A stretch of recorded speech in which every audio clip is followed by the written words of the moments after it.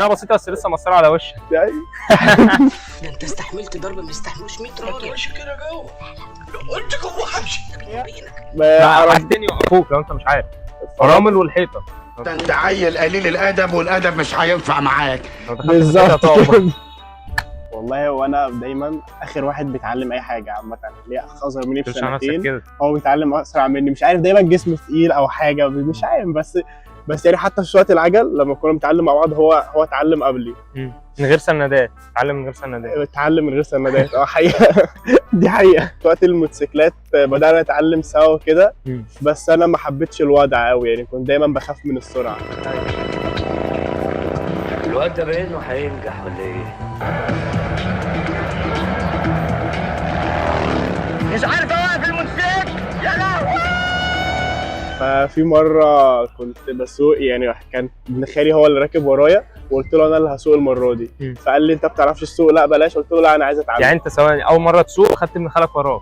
ابن خالي ما كانش اول مره، بس عارف انت لو كنت عارف المبادئ وكده مشيت لاخر الشارع ورجعت. كنت شايفها نظر يعني؟ فعادي يعني اللي هو هعرف اسوق مالكش دعوه انت.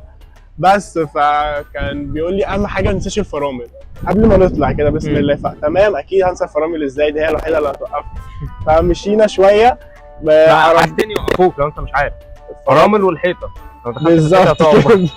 ده انت عيل قليل الادب والادب مش هينفع معاك بجد.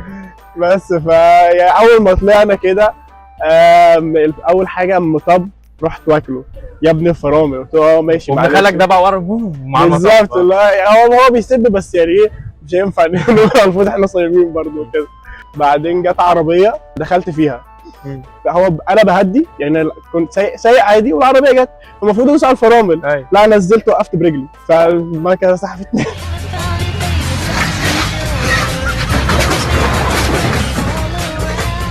بتهزر والله العظيم. بس انت وقفت برجلك بس سايب البنزين ولا ماسك البنزين؟